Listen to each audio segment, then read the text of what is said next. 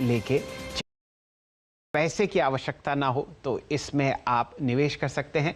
विदेशी पेरेंट का भी इसमें 50% से ज़्यादा का स्टेक है और हमेशा ये चर्चा रही है कि वो इस कंपनी को डीलिस्ट कराना चाहते हैं। लेकिन फिलहाल आपके सामने स्क्रीन पर 4502, अनुपम रसायन आपके सामने 512 511 के आसपास ट्रेड करता हुआ दिख रहा है। लेकिन एक अहम सीरीज जो फिलहाल आपके साथ हम लोग चला रहे हैं CNBC आवाज़ पर है, वो है टैक्स बचाओ। फिलहाल जो आपने शानदार रैली देखी है बाजार में, वो आपको बहुत बढ़िया मुनाफा कमा के दिया है पिछले एक साल में, और 100% रैली आपने देखी है निफ्टी पर पिछली मार्च से अब तक। मुनाफा आपने कमाया FNO में, मुनाफा आपने कमाया कैश स्टॉक्स में, और जो दर्शक लंबी अवधि के लिए म्यूचुअल फंड्स में निवेश करते हैं उन्होंने भी कमाल पैसा इस साल कमाया है। हमारे साथ शरद कोहली साहब जुड़े हुए हैं, जाने माने टैक्स एक्सपर्ट हैं, और वो आपको आज राय देते हुए दिखेंगे दिल्ली से कि अगर आपने इक्विटी डाइवर्सिफाइड स्कीम्स में निवेश किया है तो किस तरीके से आप टैक्स प्लानिंग करके अपना टैक्स आउट को कम कर सकते हैं। कोहली साहब, स्वागत है आपका। बहुत ही शानदार रेड जैकेट और मैचिंग टाई आपने पहनी है, बहुत ही बढ़िया आप लग रहे हैं।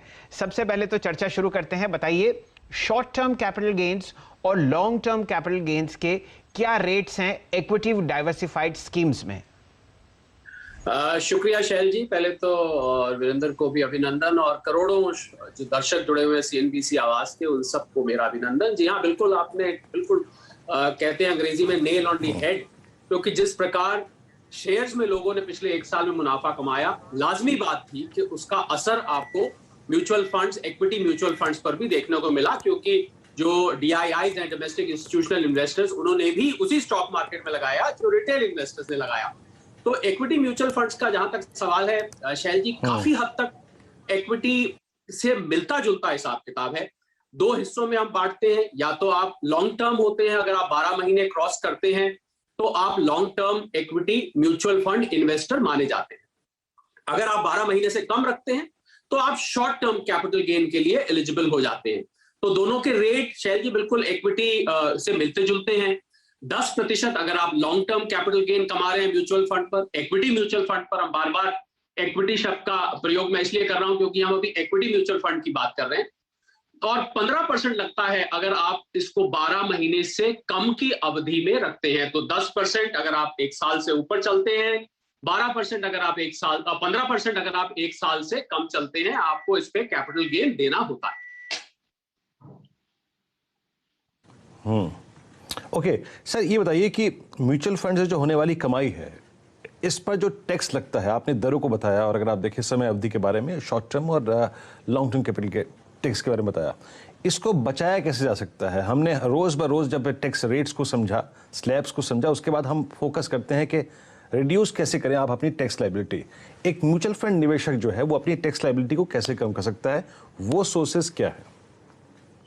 देखिए वीरेंद्र, आप जब म्यूचुअल फंड से आने वाले टैक्स को कम करने की बात करते हैं, तो इसमें जो मैंने इक्विटी के लिए जिक्र किया था कल और परसों में, लगभग वही मेथड्स हैं। फर्क एक सिर्फ है कि एक सेक्शन 80C होता है, जिसको मैं मजाकिया मोड में 80 क्राउडेड कहता हूं, 80C, क्योंकि उसमें इतनी सारी चीजें हैं। पर अगर हम बाकी चीजें भूल जाएं तो ELSS, equity linked saving scheme जो होती है, उसके अंतर्गत आप 1.5 लाख रुपए इन्वेस्ट करके अपना बाकी का टैक्स बचा सकते हैं। पर क्योंकि आपका प्रश्न है कि इक्विटी म्यूचुअल फंड से होने वाला जो गेन है वो कैसे बचाया जाए, तो उस पर हम देखेंगे कि वहां जो तरीके लगते हैं लगभग वैसे ही हैं जैसे कि हमने इक्विटी में बात की थी। कौन से तरीके हैं?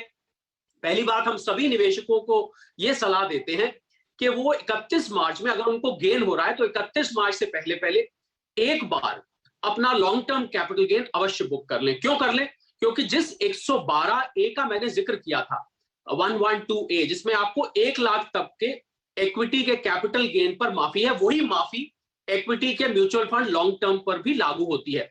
तो होगा क्या कि आप 1 लाख तक तो कम से कम बचा लेंगे, उसके बाद भले ही आप री एंटर कर जाएं, पर आपकी ये जो 1 लाख की लिमिट है एक साल में मिलने वाली, वो लैप्स नहीं होगी। तो हम सबको सलाह देते हैं कि 31 मार्च से पहले पहले आप 1 लाख रुपए का जो आपके पास लिमिट है उसको अवश्य यूज करें, उसके बाद आप री एंटर कर जाएं, क्योंकि ये आपको साल ब साल मिलती रहती है।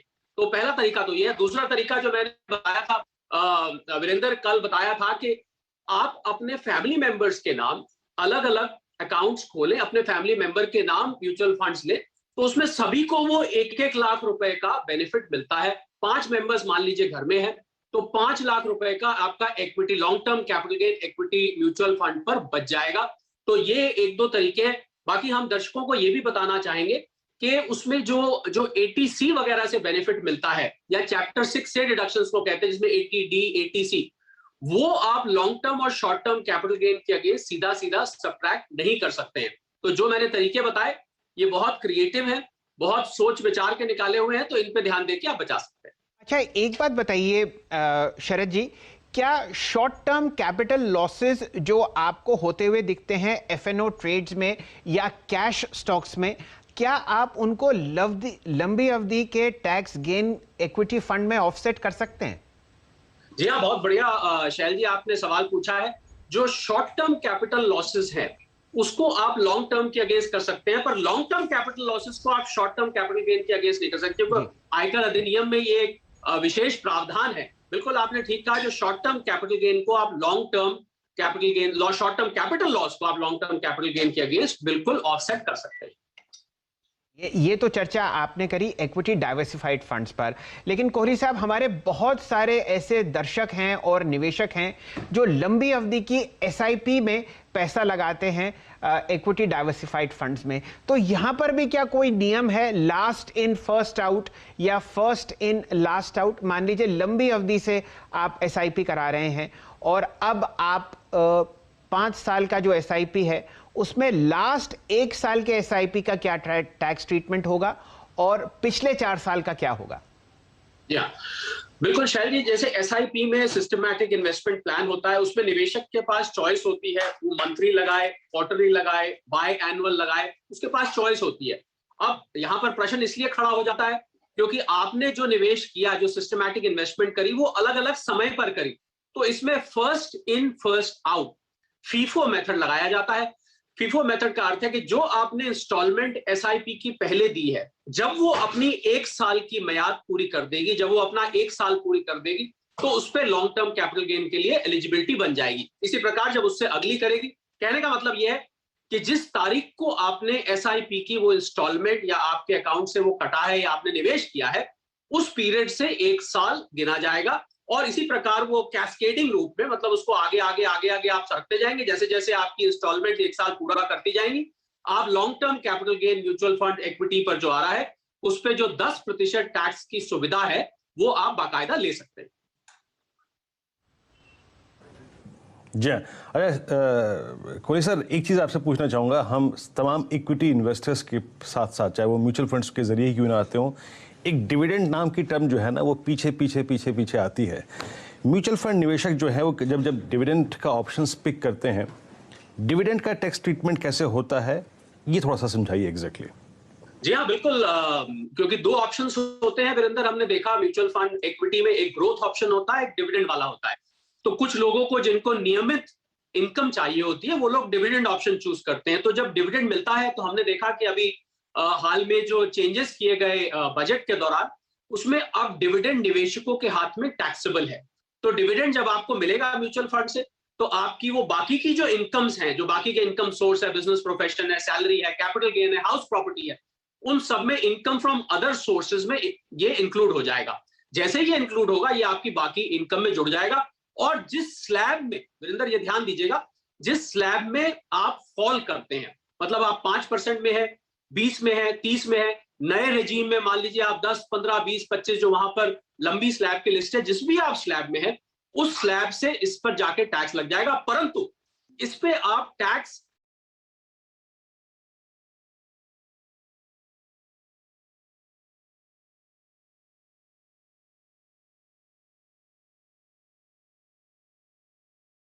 सिक्स ए की डिडक्शंस के माध्यम से, मेरा चैप्टर 6A से मतलब था ATC, ATD, ATG, ATE, ATE, जितनी भी ये डिडक्शंस है चैप्टर 6A में, आप इनके माध्यम से जो 1.5 लाख रुपए, एटीसी का मैं उदाहरण लूं तो 1.5 लाख रुपए आप एटीसी से डिविडेंड होने वाली इनकम पर अवश्य बचा सकते हैं, जो कि आपको लॉन्ग टर्म और शॉर्ट टर्म कैपिटल गेन पर नहीं बच रहा था, परंतु डिविडेंड के इनकम पर वीरेंद्र आप बाकायदा इसको बचा सकते हैं।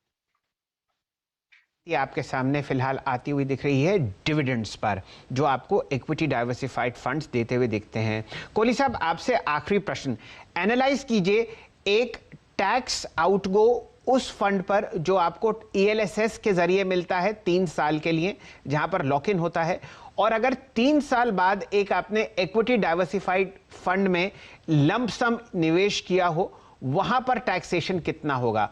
ये ईएलएसएस स्कीम का जो बेनिफिट है, ये हमारे दर्शकों को जरा बताइए। जी हाँ, बिल्कुल शैल जी, बहुत दुरुस्त आपने सवाल पूछा है, क्योंकि ये कंपैरिजन लोग अक्सर नहीं करते हैं। ईएलएसएस में आपको, क्योंकि इक्विटी लिंक्ड सेविंग स्कीम्स है, खास टैक्स के मकसद से वो बनी होती है, तो वहां पर जो निवेश किया जाता है, एएमसीज जो निवेश करती हैं, वो थोड़ा सा रिलेटिवली सेफ स्कीम में करती है, क्योंकि उनको पता है कि ये निवेशक 3 साल से पहले इसमें एग्जिट नहीं ले सकता है। तो पहली बात तो आपको जो 1.5 लाख तक आप ईएलएसएस कर सकते हैं, उस पे आपको एटीसी का एडवांटेज मिलता है। 1.5 लाख का एडवांटेज का मतलब है शैल जी, अगर मैं पुरानी रेजीम के टैक्सेशन सिस्टम की बात कर रहा हूं, तो करीब करीब आप 45,000 रुपए का तो सीधा सीधा रिटर्न इसमें टैक्स बचा के ले लेते हैं। अब आपने कहा कि इसको एक normal equity diversified mutual fund जो आप 3 साल तक रखते हैं, उससे अगर हम कंपेयर करें, तो क्योंकि वो फंड्स 1 साल बाद लॉन्ग टर्म हो जाते हैं, तो आप पर जो टैक्स लगता है वो 10% के हिसाब से लगता है। अब ये उसकी एनएवी पे डिपेंड करेगा कि उसकी एनएवी कैसे ग्रो करी है, उसको हम ईएलएसएस के साथ कंपेयर करके देखेंगे और तब हम दिखा लेंगे, क्योंकि कैपिटल गेन जो लगेगा इक्विटी डाइवर्सिफाइड 3 साल से ऊपर होल्डिंग पर,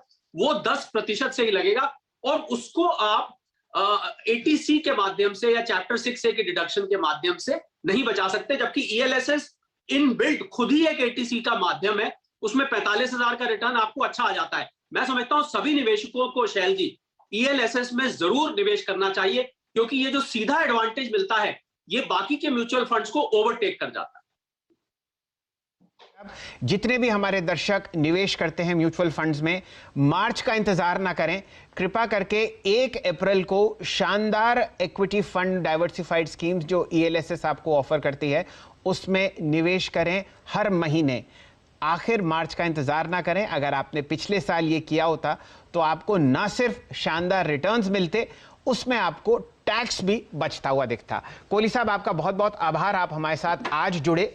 कल के लिए डेट म्यूचुअल फंड्स में क्या टैक्स ट्रीटमेंट होगा, वो आपको कोहली साहब रोशनी देते हुए दिखेंगे। आपका बहुत बहुत आभार। चलिए वापस जुड़ते हैं बाजार से। 186 अंक नीचे है अब आपके सामने निफ्टी 14,625 के आसपास। वीरेंद्र जी, आपकी टिप्पणी इंडेक्स पर। शैल जी, एक सपोर्ट जोन टूट गया है। फ्रैंकली स्पीकिंग, आपके जो स्टॉप लॉसेस हैं वो ऑप्शन ट्रेड्स पे एग्जिट हो चुके हैं या ट्रिगर हो चुके हैं। 680-750 एक ही अगर आप देखिए हमने ट्रेड लिया था और वो जोन वॉलेट हो चुका है। तो 650-680 ये पिवट पॉइंट थे इंट्राडे पे, वो वॉलेट हो चुके हैं। और बैंक निफ्टी शैल जी समझ लीजिए कि 33,600 की ट्रेजेक्ट्री के नीचे ये काफ़ी कमज़ोर होगा। तो यही कह सकते हैं कि रिड्यूस योर रिस्क और अभी लॉन्ग्स पे ज़्यादा कैपिटलाइज ना करिए। बैंक निफ्टी ने अभी तक वो लेवल नहीं तोड़ा है, लेकिन वो है 33,500 और निफ्टी पे वो level first pivot point base का वॉलेट हो चुका है 14,650 पे 680 पे। शैल जी, ओवर टू यू। फिलहाल आपके सामने ये रणनीति निफ्टी और निफ्टी बैंक पर सेट करते हुए दिख रहे हैं वीरेंद्र जी। 2-3 स्टॉक्स पर मैं जरा आपको रुझान दिखाऊंगा लॉन्ग साइड का। एशियन पेंट्स फिलहाल आपको टॉप गेनर दिखेगा एफएनओ में, 1.5% ऊपर। गिरते हुए तेल के दाम, एक बहुत ही अच्छे लेवल से शानदार बाउंस बैक आप एशियन पेंट्स में देख रहे हैं। पोजिशनली लॉन्ग कॉल आपको 2-3 बार मिल चुकी है। इसके बाद ग्रैन्यूल्स इंडिया आपको 1.3% ऊपर ट्रेड करता हुआ दिखेगा। रचना जी और खासकर प्रकाश गाबा साहब ने आपके लिए ये ट्रेड पकड़ा था। ट्रेंड पर 1% की तेजी है। बर्जर पेंट्स चौथे पायदान पर एफएनओ में आपको दिखेगा 1% ऊपर। कौन कौन से स्टॉक्स हैं जो आपको फिलहाल गिरते हुए दिख रहे हैं, वो हैं मेटल स्पेस से हिंडाल्को 4.25% नीचे, टाटा स्टील 3.3% नीचे और गोदरेज प्रॉपर्टीज आपको फिलहाल 3% नीचे ट्रेड करता हुआ दिखेगा। ये कुछ टॉप गेनर्स और टॉप लूजर्स आपको दिखेंगे एफएनओ के बाजार में। समय हो चुका है ट्रेडर्स हॉटलाइन का। हमारे साथ जुड़ चुके हैं प्रदीप जी स्टूडियोज में। खुद वो निफ्टी पे बहुत पैनी नजर रखते हैं। प्रदीप जी, आपके सामने 170 अंक नीचे 14,645। जी हाँ, तो निफ्टी का जो पहला टारगेट रेंज आज के लिए बन रहा था, वहाँ पर हम करीब पहुँचे हैं 14,615 से 625, तो वो हमने हासिल किया। इसके बाद अब यहाँ पर चूंकि आप बाउंस देख रहे हैं, अगर ये लेवल टिकता है और बाउंस होता है तो ठीक है, अगला जो टारगेट और सपोर्ट रेंज होगा वो करीब 550 के आसपास है। तो फिलहाल तो हम यहाँ से एक थोड़ी शॉर्ट कवरिंग देख रहे हैं, क्योंकि देखिए कल ही एक्सपायरी है जी। तो इस स्थिति में जो ऑप्शन राइटर्स हैं वो बहुत तेजी से दोनों तरफ अपनी पोजीशन शफल करते हैं। बिल्कुल। तो आप आमतौर पे देखते हैं कि किसी भी की लेवल पे आने के बाद एक बार की ऑपोजिट साइड का मूव आता है जी, जो इस वक्त आप आते हुए देखेंगे। तो मेरे ख्याल से वो जो आप वॉलेटाइल ट्रेड की जिक्र कर रहे हैं, वो हमारे यूपी में एक शब्द है झींकना। वो आपको निफ्टी ट्रेडर्स को कराता हुआ दिखता है। मेरे ख्याल से ब्रोकर्स के अलावा बहुत ही कम ऐसे ट्रेडर्स होते होंगे जो इस वॉलेटिलिटी को जीत पाते होंगे। 100% ब्रोकर के पैसे सबसे ज्यादा बनते हैं, हालांकि आजकल कमीशन काफी कम हो गया है जी जी, लेकिन फिर भी वही ट्रेडर पैसे बना रहे हैं इस समय अगर आप बात करें तो, जो कि दिन के दौरान 5 बार अपनी पोजीशन शफल कर रहे हैं जी, क्योंकि डायरेक्शन तो है ही नहीं। बिल्कुल। आपने एक ट्रेडर का जिक्र भी किया था जो वॉशरूम भी नहीं जाते और 3-3 मिनट की वो निफ्टी कॉल्स ट्रेड करते हैं। बिल्कुल, तो वही लोग पैसे बना रहे हैं क्योंकि पोजीशन खड़ी रख के आप वॉशरूम भी नहीं जा सकते, काट के फिर जाइए। चलिए, मेरा समय यहाँ पर समाप्त होता है। Over to you Pradeep ji. शुक्रिया आपका। तो ऐसे वोलेटाइल बाजार में भी सबसे पहले आप ये तय कीजिए कि आप ट्रेडर हैं या इन्वेस्टर हैं, उसके बाद अपनी रणनीति बनाइए। और अगर आपको कोई भी शक शुबा है तो तुरंत हमसे संपर्क कीजिए, हमें कॉल कीजिए, व्हाट्सएप कीजिए या फिर एक ट्वीट कीजिए और हमें टैग कीजिए #AskAwaz FNO या #AskAwaz कैश पे। हम देंगे आपके सारे सवालों के जवाब ब्रेक के उस पार।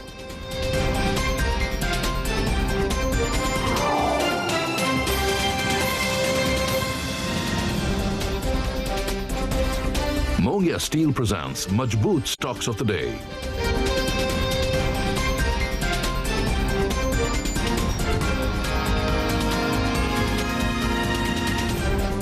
जुबान के लिए उड़ चला गैरों की ज़मीं पर, खुशबू अपने पन की ढूंढता औरों की ज़मीं पर, मेरी माटी की ये जुबान,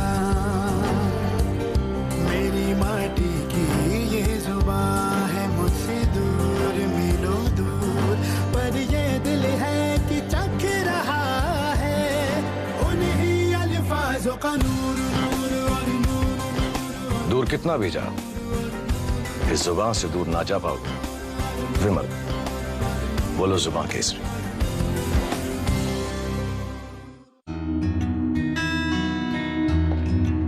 Congratulations, Rahul. Thank you. आज से ये चेयर तुम्हारी। It's an honor, sir. But sir, इतनी बड़ी जिम्मेदारी, पता नहीं स्टाफ मुझे पसंद करेगा कि नहीं।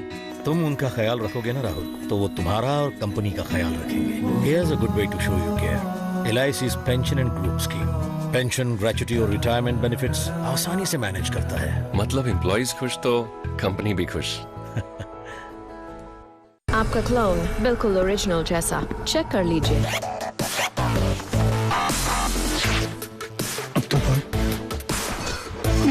$1 पहनने